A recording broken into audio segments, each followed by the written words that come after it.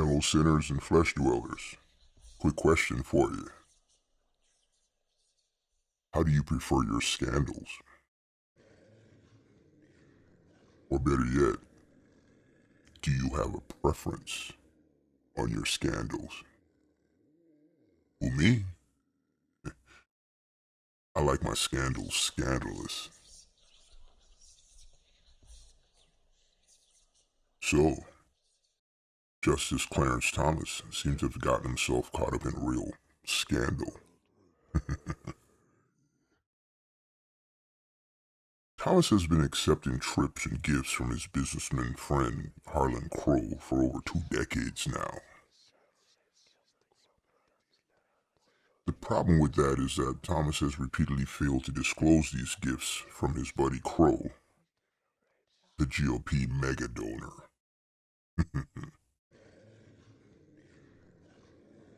But yeah, now the jig is up.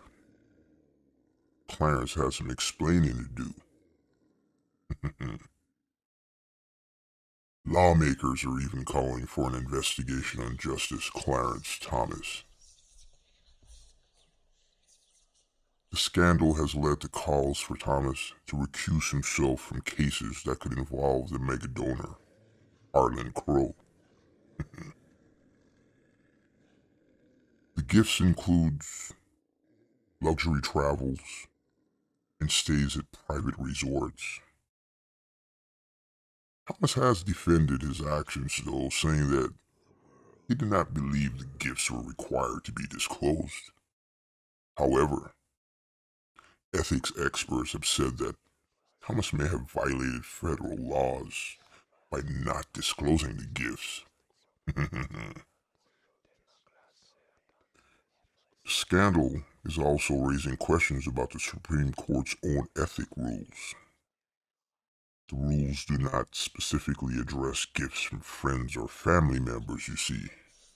However, ethics experts say that the rules should be interpreted to require disclosure of all gifts, regardless of source. This scandal is likely to continue to be a source of controversy for Thomas and the Supreme Court. It's unclear whether Thomas will face any disciplinary actions from the court. However, the scandal has already damaged Thomas's reputation and could make it more difficult for him to remain impartial in cases that could involve his friend and mega donors. So, what did Clarence have to say about this exactly? This is what Clarence had to say. Exactly. Early in my tenure at the court, I sought guidance from my colleagues and other in the judiciary, and was advised that this sort of personal hospitality from close personal friends who did not have business before the court was not reportable. Man, look, check this out. Ethic experts, including former ethic lawyer for Congress, stated the law's language clearly required that gifts of transportation, such as private jet travel or cruises on yachts, be disclosed. And they said Thomas appears to have violated the law by failing to report these items. Hate to go throwing names in here, but Richard Painter, who served as a chief ethics lawyer for George W. Bush, said Thomas's explanation of what he didn't disclose the trips made absolutely no sense. None at all. I have to agree here, man. That explanation makes no sense to me either. I mean, seriously, earlier in my tenure at the court, I sought guidances from my colleagues and others. That's the equivalent of I asked those guys over there and they said it was cool if I did it, so I did. I wonder, might Thomas be compromised? Can he truly be trusted to handle cases and other related matters? Hmm. What else has he not been disclosing?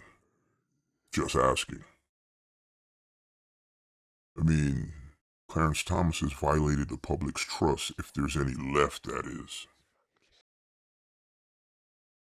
Island hopping must be nice. Way better than camping out in Walmart for sure. You know, now that you mention it, I wonder what else might not have been disclosed, huh? You know what I mean? Gifts, joyrides are one thing, but I wonder if there was any greasing of the palms. I mean, it would be really nice to have a judge of this nature in your pockets, right? Now, just to be clear here, I'm not saying Clarence's palms were greased by anyone. I don't know. I was not there, right? I'm just wondering. That's all, asking for a friend. Tell you what, though, I'll be keeping a keen eye on this one for sure. Think the rug is running out of room for anything else to be swept underneath. Maybe it's time to upgrade to a larger rug, or get the job done correctly and avoid the need for any rugs to be swept underneath in the first place. Is this failure of the system or just plain and simple human nature?